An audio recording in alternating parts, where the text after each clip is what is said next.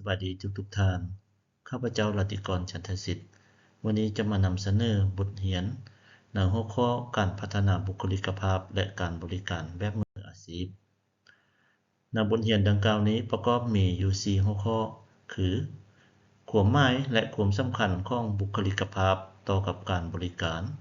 รูปลักษณะภายนอกที่เป็นมืออาชีพการเฮ็ดเวียกเป็นทีมการสื่อสารที่มีคุณภาพบุคลิกภาพหมายถึงลักษณะรวมของบุคคลที่มีความเป็นเอกลักษณ์เฉพาะทางด้านร่างกายการแสดงออกทางด้านพฤติกรรมนิสัยจิตสำนึกอุดมคติก่อให้เกิดการปรับตัวความสำคัญของบุคลิกภาพบุคลิกภาพมีความสำคัญในชีวิตประจำวันที่ติดต่อผัวพันกับคนอื่นผู้ที่ประสบผลสำเร็จในชีวิตการงานจึงเป็นคนที่มีบุคลิกภาพที่ดีความสำคัญของบุคลิกภาพประกอบด้วยความมั่นใจการคาดหมายพฤติกรรมการยอมรับความแตกต่างระหว่างบุคคลใส่ใจเอกลักษณ์บุคคลการปรับตัวให้เข้ากับผู้อื่นความสำเร็จ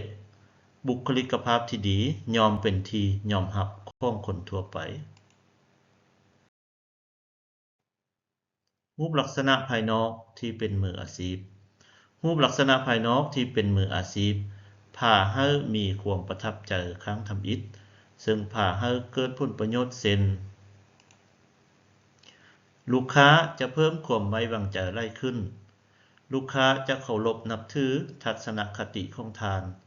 ลูกค้าจะให้ความสนใจในสิ่งที่ท่านกำลังเว้าอยู่เฮ็ดให้ท่านมีความมั่นใจขึ้นรูปลักษณะภายนอกที่เป็นมืออาชีพรูปลักษณะภายนอกที่เป็นมืออาชีพก็คือการรักษาความสะอาดขั้นพื้นฐาน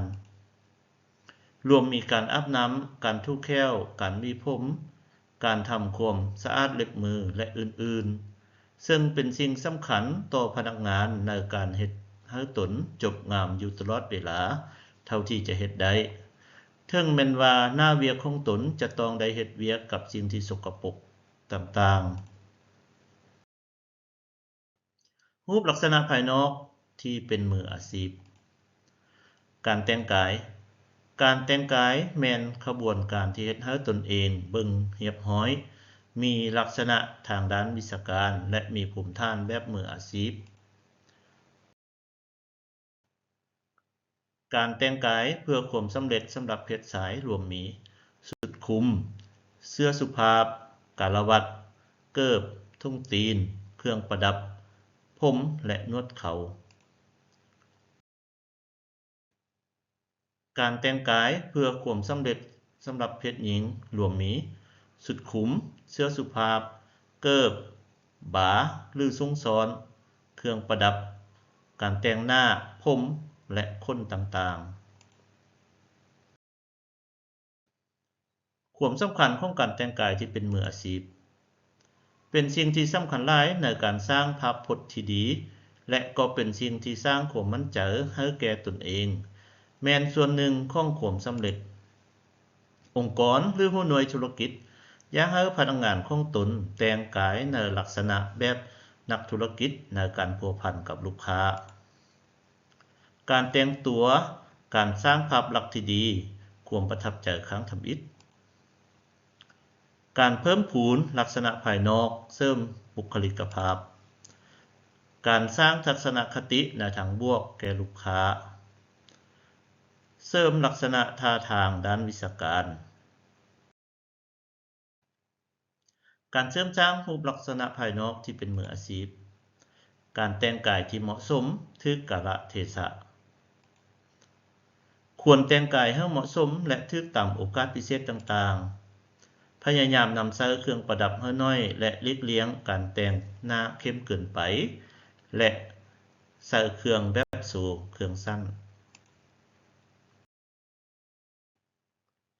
การเสริมสร้างรูปลักษณะภายนอกที่เป็นมืออาชีพนำใส่หลักไวยากรณ์ที่เหมาะสม นำใช้หลักไวยากรณ์ที่บ่ถูกต้องอาจจะส่งผลในด้านลบต่อการศึกษาของตนเองเลียกเลี่ยงการนำใช้คำศัพท์หยาบและตัวย่อต่าง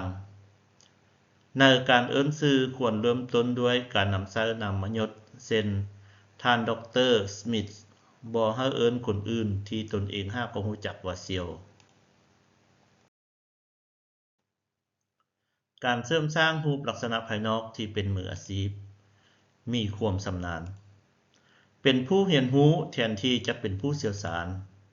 สืบต่อการเรียนรู้และประสบการณ์ในการเฮ็ดเวียกใหม่ๆที่เข้ามาแลกเปลี่ยนความรู้และสอบหาวิธีทางในการพัฒนาการปฏิบัติงานของตน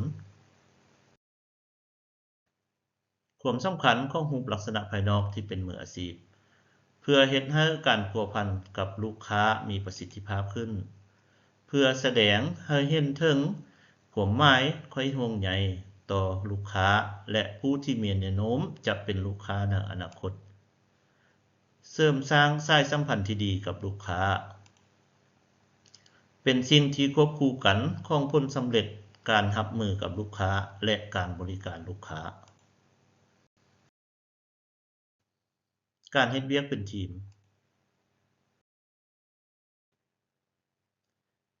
ทีมแม่นการรวมตัวของหลายคนหลายกว่า1คนที่มีเป้าหมายและจุดประสงค์คือกันหรืออันเดียวกันเพื่อประสบผลสำเร็จร่วมกันการเฮ็ดเวียกเป็นทีมงานแม่นขั้นตอนของการเฮ็ดเวียกร่วมกันเพื่อผลสำเร็จได้หนึ่งร่วมกันลักษณะของทีมงานที่มีประสิทธิภาพมีจุดประสงค์หรือการวางเป้าหมายที่จะแจ้งมีการนำหรือผู้นำที่เข้มแข็งและหนักแน่นมีความเชื่อมั่นนับถือไว้วางใจในตัวของผู้นำและสมาชิกทุกคนมีความเสมอภาคและมีน้ำใจเสียสละในทีมงานมีการสื่อสารระหว่างทีมงานที่จะแจ้งเข้าใจกันเปิดกว้างต่อความคิดหรือคำเห็นของสมาชิกทั้งหมดมีความกระตือรือร้นที่จะประสบผลสำเร็จร่วมกันผลประโยชน์ของการเฮ็ดเวียกเป็นทีมงานสามารถสุขอยู่ส่งเสริมและให้ความช่วยเหลือสมาชิกของพวกเขาประสานงานบรรดากิจกรรมของแต่ละบุคคลเฮ็ดให้มีความรับผิดชอบเฮ็ดให้มีโอกาสในการเรียนรู้เสริมสร้างทักษะในการสื่อสารระหว่างบุคคลสิ่งที่สมาชิกควรปฏิบัติในการเฮ็ดเวียกเป็นทีมเฮ็ดเวียกและรับผิดชอบตามหน้าที่ที่ได้รับมอบหมายแลกเปลี่ยนความคิดเห็นร่วมกันอย่างตรงไปตรงมาในทางที่สร้างสรรค์และพร้อมที่จะรับฟังคำตำหนิวิจารณ์มีส่วนในการตัดสินใจและร่วมกันแก้ไขปัญหาไว้วางใจสุขยุมีความเป็นห่วงและจริงใจต่อสมาชิกคนอื่นๆในทีมงานทุ่มเทความสามารถให้กับทีมงานเพื่อผลสำเร็จสูงสิ่งที่สมาชิกที่ดีควรปฏิบัติในการเฮ็ดเวียกเป็นทีมความผิดพลาดเป็นสิ่งที่หลีกเลี่ยงบ่ได้ฉะนั้นสิ่งที่ควรเอาใจใส่เมื่อเกิดมีปัญหาสิ่งที่สำคัญที่สุดของทีมงานคือการร่วมกันแก้ไขปัญหาให้ลุล่วงบ่แม่นการซอกหาว่าแม่นไผเป็นผู้เฮ็ดผิดพลาดเฮาควรเริ่มจากการถามทีมงานของเฮาเองว่าพวกเขาจะแก้ไขปัญหาแนวใดการฟังที่ดีจะช่วยเพิ่มประสิทธิภาพในการเฮ็ดเวียกของทีมงานการฟังแม่นมีความสำคัญหลายในการเฮ็ดเวียกร่วมกันแบบทีมงานบ่เฉพาะแต่ความสำเร็จของหน้าเวียกที่ได้รับมอบหมายให้ปฏิบัติแต่ยัง รวมไปถึงการรักษาน้ำใจความเข้าใจกันและการสร้างมิตรภาพที่ดีในทีมงานอีกด้วยฉะนั้นแล้วทักษะในการฟังจึงจำเป็นหลายในการเพิ่มประสิทธิภาพของการเฮ็ดเวียกเป็นทีมการสื่อสารแม่นการส่งและรับข้อมูลระหว่าง2คนหรือหลายคนขึ้นไปข้อมูลจากการสื่อสารประกอบด้วยความจริงความคิดเห็นความเชื่อทัศนคติและอื่นๆการสื่อสารที่มีประสิทธิผลแม่นปัจจัยสำคัญเพื่อความสำเร็จในการดำเนินธุรกิจการบริการการสื่อสารที่มีประสิทธิภาพให้ข้อมูลชัดเจนและกระทัดรัดใช้ภาษาและสำเนียงที่เหมาะสมตั้งใจฟังและถามคำถามเพื่อให้การสื่อสารมีประสิทธิภาพประเภทการสื่อสารการสื่อสารโดยทั่วไปรวมมีการสื่อสารด้วยคำเว้าภาษาคำเว้าคำถามการฟังและการตอบคำถามการสื่อสารที่บ่แม่นคำเว้าสีหน้าท่าทางภาษากาย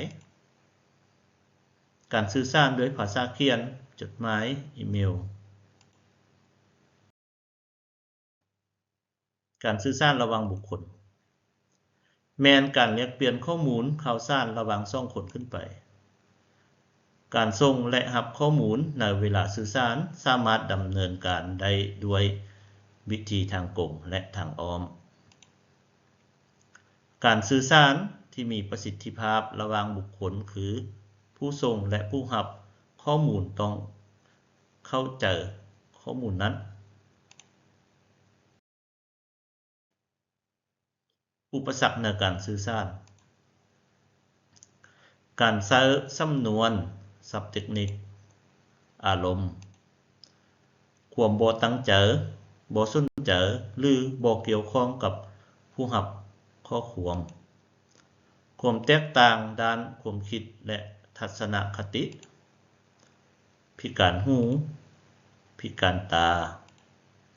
ความแตกต่างด้านภาษาและสำเนียงมาฮอดนี้การนำเสนอของข้าพเจ้าก็ได้สิ้นสุดลงแล้วข้าพเจ้าหวังว่าบทเรียนดังกล่าวนี้จะเป็นส่วนหนึ่ง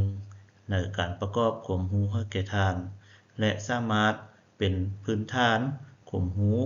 ให้ท่านได้นำไปใช้เข้าใน